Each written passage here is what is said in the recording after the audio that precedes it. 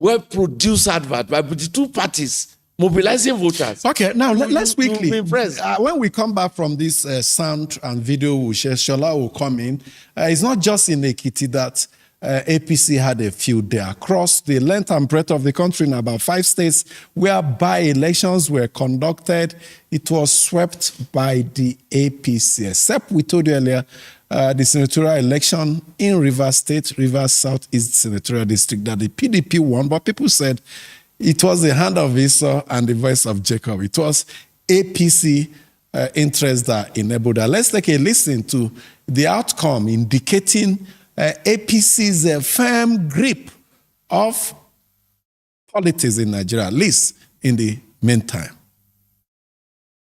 Ikeje Israel, male of APC, 162360. 162360. Aneke Kingsley Chukwuebuka, male of BP, 416. Arising therefore, Asokwa Ikeji Israel of APC, having satisfied the requirements of the law, is hereby declared the winner and is returned elected. Rabiu Shuaibu of APC scored 35,356 votes. 35,356 votes. Lawal Garba Haruna of APM scored 268 votes. 268 votes. Abubakar Yahya Muhammad of LP scored 98 votes. Abubakar Yahya Muhammad of LP scored 98 votes. That Rabiu Shuaibu of APC, having satisfied the requirements of the law, is hereby declared the winner and is returned elected.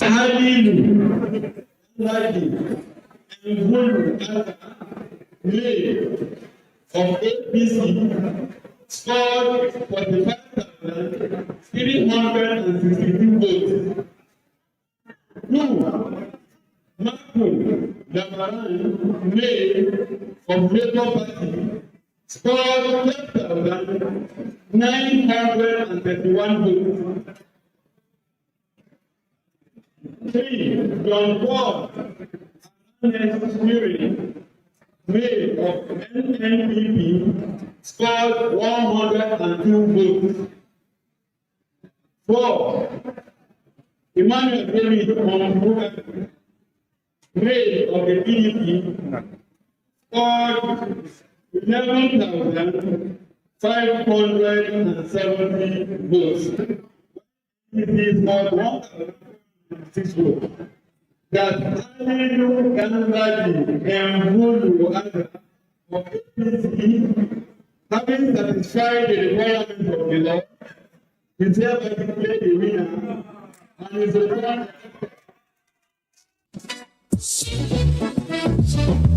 That this is an unprecedented electoral outcome in the history of our dear states, and indeed Nigeria, for a party to have won in all the wards in a particular state. I'm not sure it has happened in the history of electoral contest in this country. All the words. The people have spoken loudly and unequivocally, and we have heard you clearly. You have spoken not in muffled voices, but in a thunderous yea. We have heard your voice. We have accepted the challenge which this unity mandate has thrown upon us. Your electoral requirement of us is truly humbling, and we do not take it for granted. On our own, we are cognizant of the significance of this electoral statement. More importantly, the significance of the outcome. It is not just a watershed, it is a remarkable shift in the political culture of the Ekiti people. Unlike the previous electoral cycles, which were marked with disturbing violence and apprehension, the election has come and gone without a single violent incident.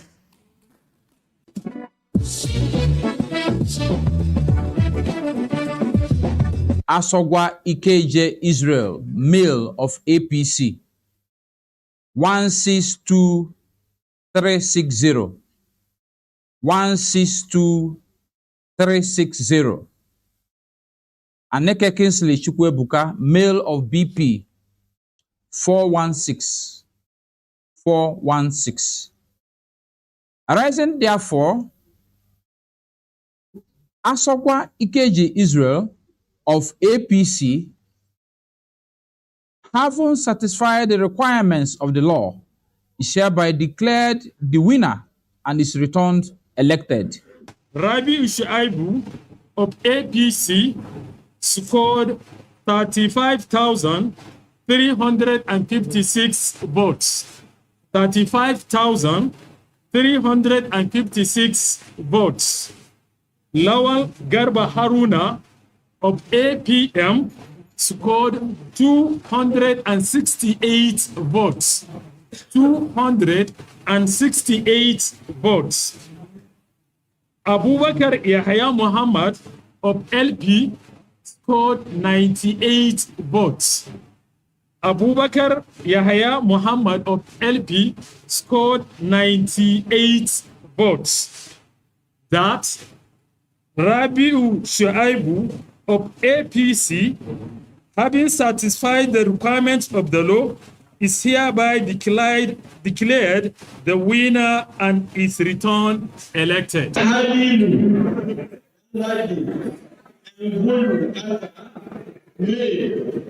From APC scored 45,362 votes. 2. Marco Labaran May from Labour Party scored 12,931 votes. 3. John Paul May of NNPP scored 102 votes. 4. Emmanuel David May of the PDP scored 11,570 votes. It is more than 1,006 votes. That Aliyu Gandaji Mbulu Ada of APC, having satisfied the requirements of the law, is hereby declared the winner and is returned.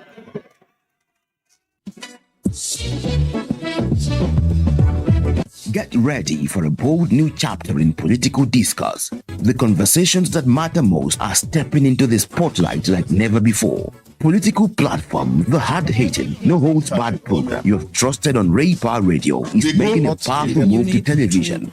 Tune in to Africa Independent Television, AIT, as political platform debuts on your screen, bringing deeper analysis, sharper debates, and the voices shaping our nation's future right into your screens. From policy and politics breakdowns to real-time discussions with key stakeholders, this is more than a program. It is where opinions are tested, truths are uncovered, and the people's voice is heard. Join seasoned hosts and expert guests as they tackle the issues that define our democracy. No filters, no distractions, just real talk. Political platform now on AIT, 9 to 10 a.m. every weekday. Stay informed, stay engaged, be part of the conversation.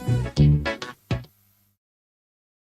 you so much for staying with us. We took time on our breaks because we were making frantic efforts to link up with Jared Tenebi, APC chairman in Edo State, who was involved with the Ekiti State governorship election as an election observer. The networks appeared not friendly, but we are hopeful we'll get him to, of course, let him offer his own side of the story. But before then, let's get back to my colleague. You saw the declaration of results, by-election results across about 5 states of the Federation, APC sweeping them. Already the conversation out there is that, yes, APC will take this dominance into the 2027 general election. Shalaja Isime. Well, the thing about it is that there's this motto. I learned it when I was very young, in the 80s. It said, Ajib. So some people think is it the oil energy, Italian oil firm, which is called Eni now. It is any government in power. So you see a scenario where not a few persons are in government and some in the electorate say, we will bear with them, let them do what they need to do and go out when their term ends. So look at Nasarawa senatorial election for the Akwanga area. It's called the North Central or Northeast or something.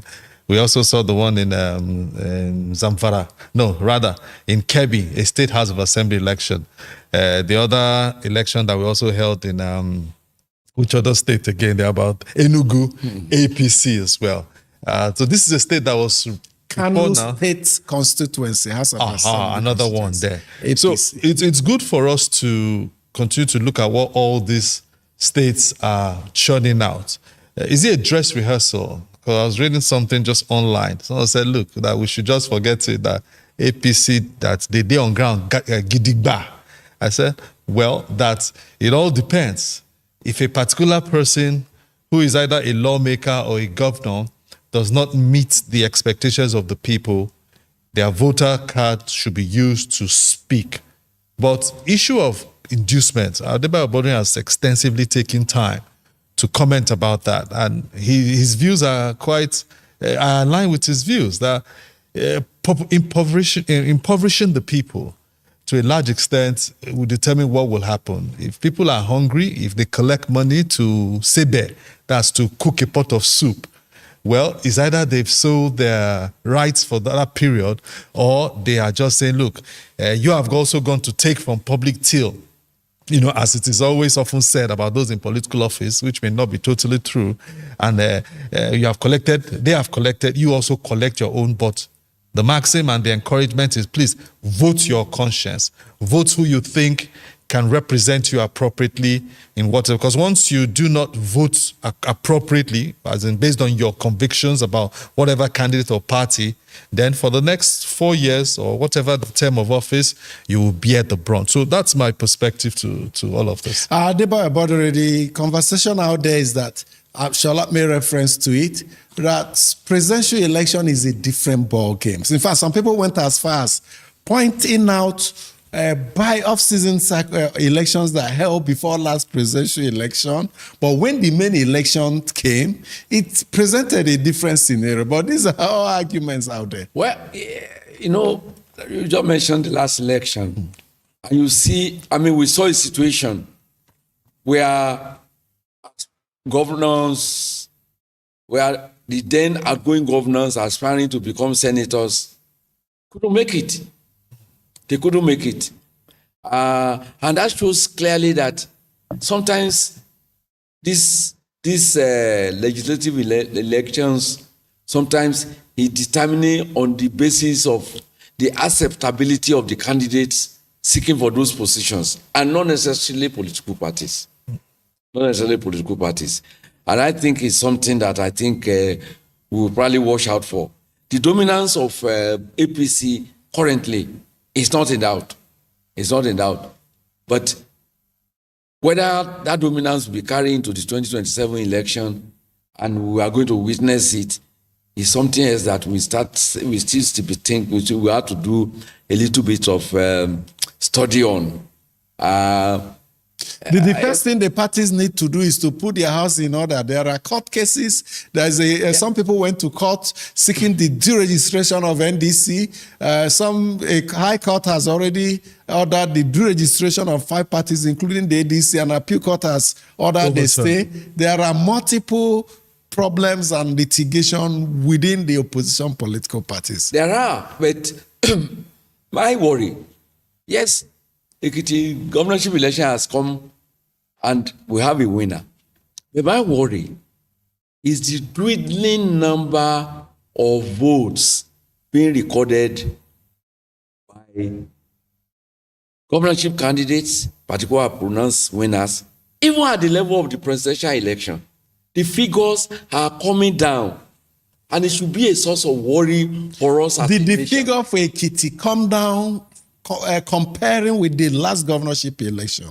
This one is They're not close to too- 400,000. Yes, It's 300,000 plus. Mm. 379. What is the population of the state?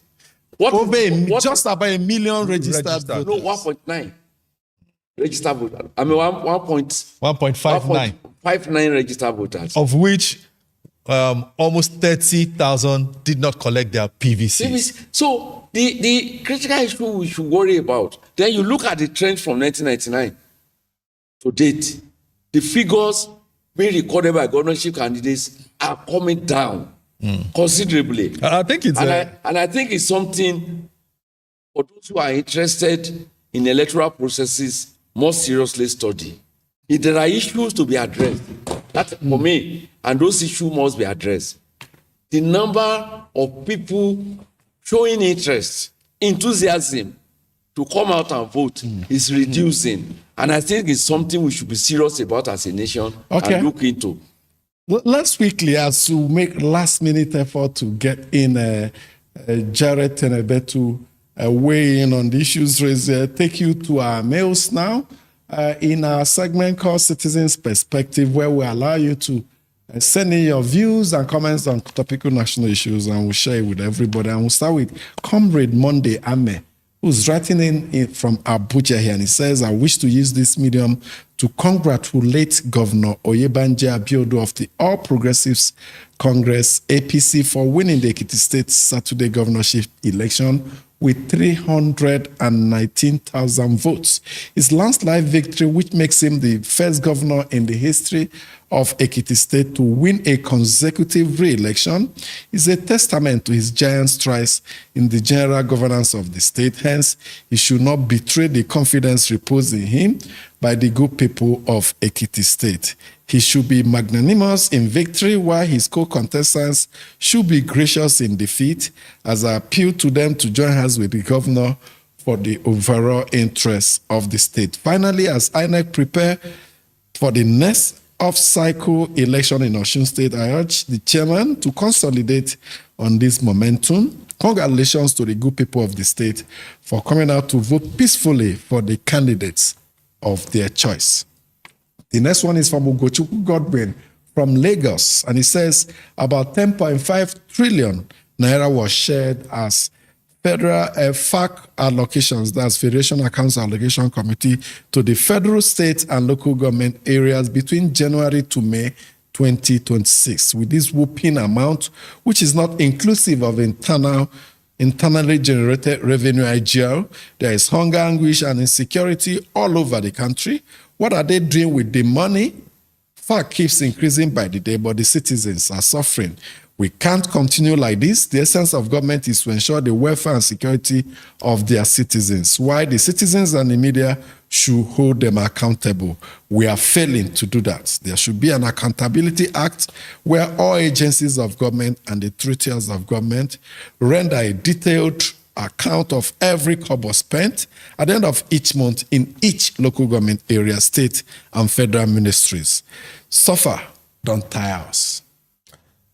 Okay, we have this one from our nephew Kentia, who has written in from Sangwater in Ogun State. The high cost of living now, especially under this Tinubu administration, is quite expensive and really worrisome. The government needs to review most of its economic policies now. Work on food security by ending ravaging insecurity across the country. Stop incessant loan borrowings now. Build new modern refinery, amongst others. As we speak, most people and families cannot feed in a day. This is a disaster, and we cannot continue this way. NLC and TUC must stand up for the people, hold government accountable, and stop drinking and dining with the enemies of the people, the selfish politicians.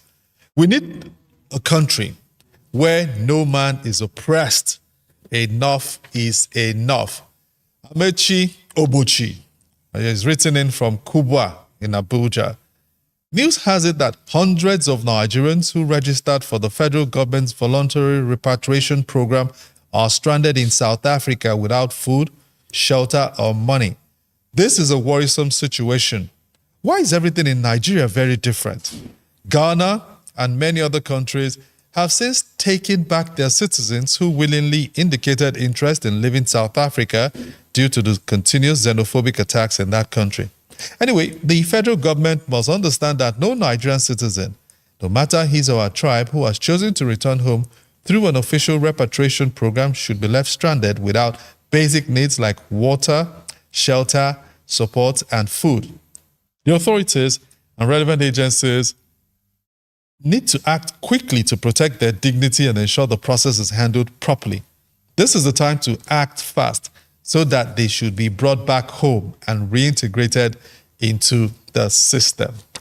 Okay, with regards to this bill, the federal government, through the Ministry of Foreign Affairs and the presidency, say they brought back the first set, 258 of them, and their plans are on to ensure all others who are in the Nigerian Commission in Pretoria will be coming brought up back. much later. Our apologies profusely to APC chairman in Edo State, Jared Tenebe. Our systems couldn't take his own intervention on this program, but we'll promise him tomorrow, that's Tuesday, you have all the time in the world to make responses and offer all explanations as to why he got involved with the Ekiti State governorship election. We'll make strong arrangements to make that possible. We'll give him that full right of response on Tuesday on this program. On behalf of my colleagues, my name is Amici Anapwe.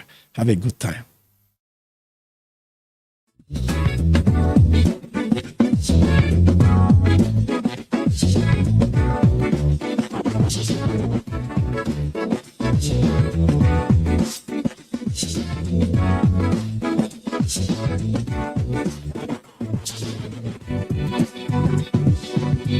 you.